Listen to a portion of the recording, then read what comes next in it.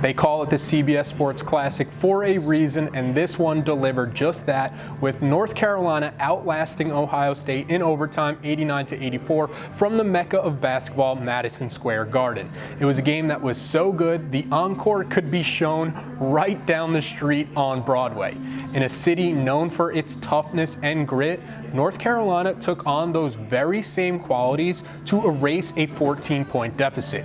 Ohio State controlled the majority of this contest, as seen by leading for a total of 32 minutes. Carolina only got back into it late when Hubert Davis deployed a full-court press that sped up the Buckeyes into mistakes.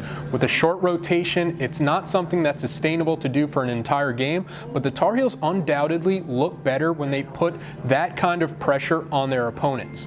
I also think that when they turn to it, the team feeds off that sense of urgency, and it results in getting more effective play from their guards in R.J. Davis and Caleb Love. With Love in particular, he shows these tremendous flashes where it's clear he has a lot of game and a lot of different skills, but sometimes it's the game sense that lacks behind.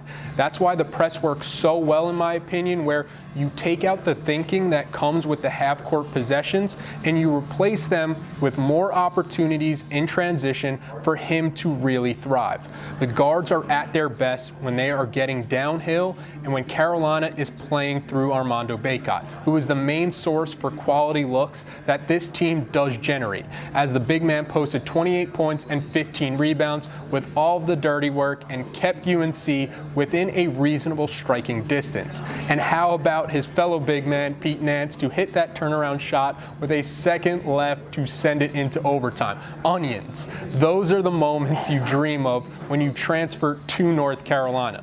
In the locker room post-game, Armando Bacot said that he didn't see the vision when Jeff Lebo drew up that play that UNC had never even run before in a practice because it went away from the usual suspects in himself and Caleb Love. But that speaks to a larger message on this team, that they do have the trust in whomever is called upon to make the winning plays, and it shows that collaborative mindset from the staff that Hubert Davis can turn to his guys and say, I need something here, what do you have? This team showed fight. They got punched in the mouth and they didn't quit. They weathered the storm in a game that felt like every bit of a tournament game, except with a drastic home court advantage with a large contingent of UNC fans in attendance.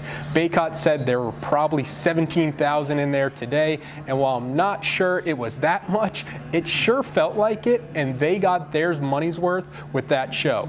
From Madison Square Garden, I'm Taylor Vippolis, signing off for Inside Carolina.